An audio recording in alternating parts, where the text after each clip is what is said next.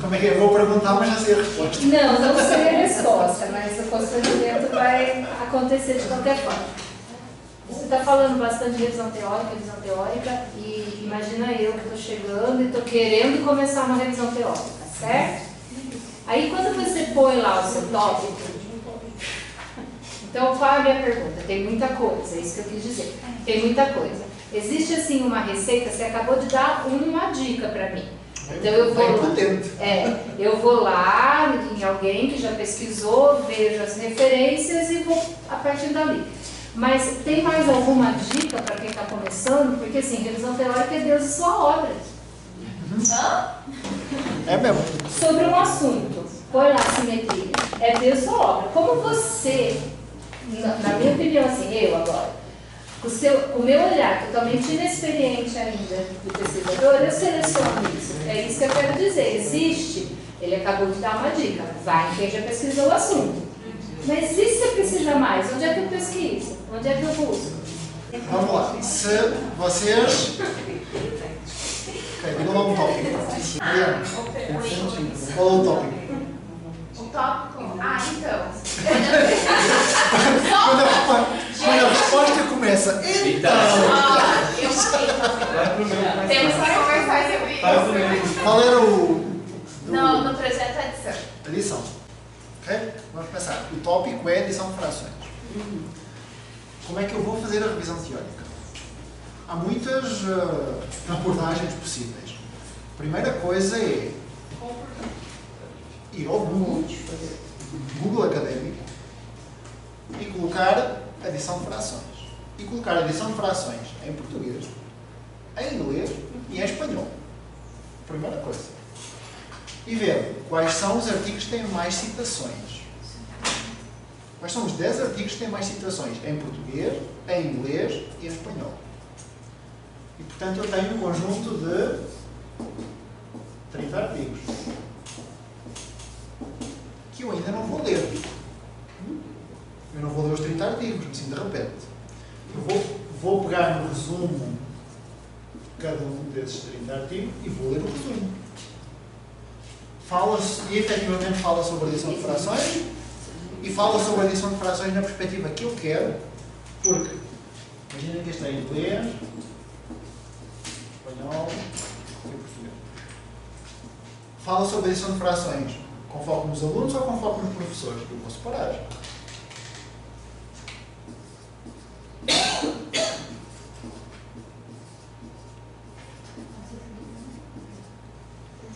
Alunos professores em inglês, alunos professores em espanhol, porque certamente vou ter dos dois, nas três línguas. Agora, o que é que eu vou fazer? Vou a estes dos alunos e vejo quais são os autores que são citados. Se houver autores em comum, então esse autor em comum, em inglês, em espanhol e em português, é um candidato a ser um autor que eu obrigatoriamente vou ter que ler. E fazer a mesma coisa no outro. Mesmo se o autor for um autor que está mais, assim, que foi publicado mais antigo, sem problema. Ainda que você tenha falado que tem que ser recente. Se eu vou falar sobre a edição de frações, há um autor que eu não posso esquecer. Tem autores papas. Que é o Kibben. Certeza absoluta que nestes todos vai estar. Porquê? Porque é lá de 1900 e Mas troca ele o é passo. antigão, você falou que tem que pegar sempre os Não, mas ele é papa. 1900 e troca o passo. A origem de muitas das discussões no âmbito das frações vem daqui. Eu posso começar, então não tem problema de eu colocar ele. Este vai estar em todos os artigos que estão aqui. Portanto, este, obviamente, tem que ser uma leitura que eu tenho que ler no original. Eu achei um que do meu tópico tinha muita citação, só que era bem antigo, então é um que eu tenho que... Portanto, se eu tenho um conjunto de autores que são comuns a estes artigos, significa que, em princípio, e por isso, porquê ser inglês, espanhol e português? Porque se eu vou só para português, vai ser muita coisa brasileira e pode ser tendencioso. Há determinados grupos que publicam muito sobre determinada coisa. E esses grupos tendem a só citar determinado grupo de autores. E isso eu não quero que aconteça aqui. E por isso é que nós temos que fazer isto.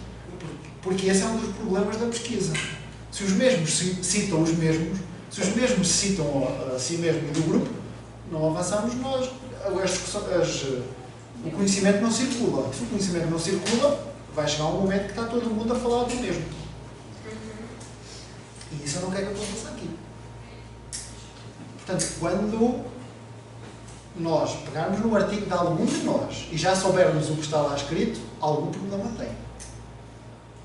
Porque se não tem autores novos, não faz discussão nova, não está a contribuir para aquilo que nós já conhecemos. Portanto, primeira coisa, procurar no Google Académico há outras plataformas. Mas para iniciar, pode ser por aqui. Mas aí a gente coloca aquela opção dos 5 últimos anos? No Google Académico, procurar inglês, espanhol, quais são os artigos, os 10 artigos que têm mais citações. Quais são os 10 artigos? Nesses eu também não tenho que olhar. Isso é outro passo. Isso é o passo seguinte. Não. Quais são os 10 que têm mais citações? Porque lá aparece quantas citações têm. Quais é que têm mais citações? E identificar depois quais são os autores que são comuns, ou que, se o assunto é para os alunos e para o conhecimento do professor, quais é que são comuns. E já tenho aqui uma lista de, imaginemos 5. Dos alunos, deste tópico, mas em que o contexto é dos alunos e neste tópico em que o contexto é do professor. Estes artigos, e agora estes eu tenho que ler. Se todo mundo cita, devem ser bons. Devem ser, não necessariamente são. Devem ser. Eu vou ler. Já vi os resumos aqui, já tenho ideia do que é que falam, vou ler os artigos.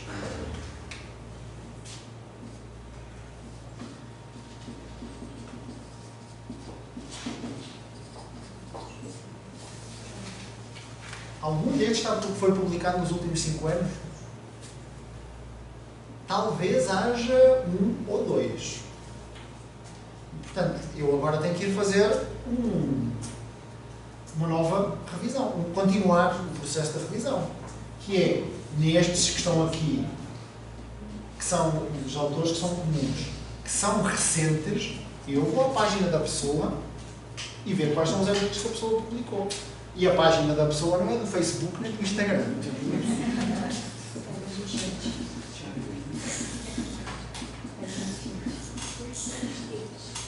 Vou à ResearchGate e também não adianta ir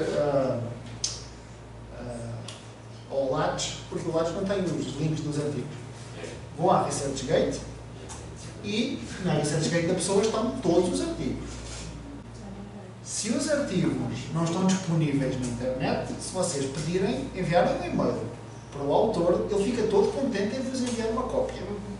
Lá mesmo tem um link. Lá mesmo tem um link, carrega lá e nem é preciso escrever nada, é só clicar. Se o autor for como eu, que é distraído, se o autor for como eu, que é distraído, pegam no e-mail e enviam um e-mail. É muito mais fácil obter os artigos pelos autores do que se eu for pedir à universidade para comprar. Caríssimo. O autor fica felicíssimo que alguém vai ler o trabalho dele. Como é que eu achava? Porque normalmente ninguém lê. Ok? Portanto, pegar nos autores que publicaram nos últimos 5 anos, que são referência, e há alguns que são referência nos últimos 5 anos, que são referência nos últimos 20. Porque é uma coisa constante, um trabalho constante. E ver o que é que efetivamente esses autores têm publicado. E se aquilo que estão a discutir é diferente do que dizem estes. Porque o mesmo autor aqui pode dizer uma coisa e nos últimos 5 anos pode dizer outra, não muito diferente, mas complementar. Para fazer a revisão diária. Ok? Joinha? Muito bem perguntado, viu, Jana? Muito legal. Ótima pergunta.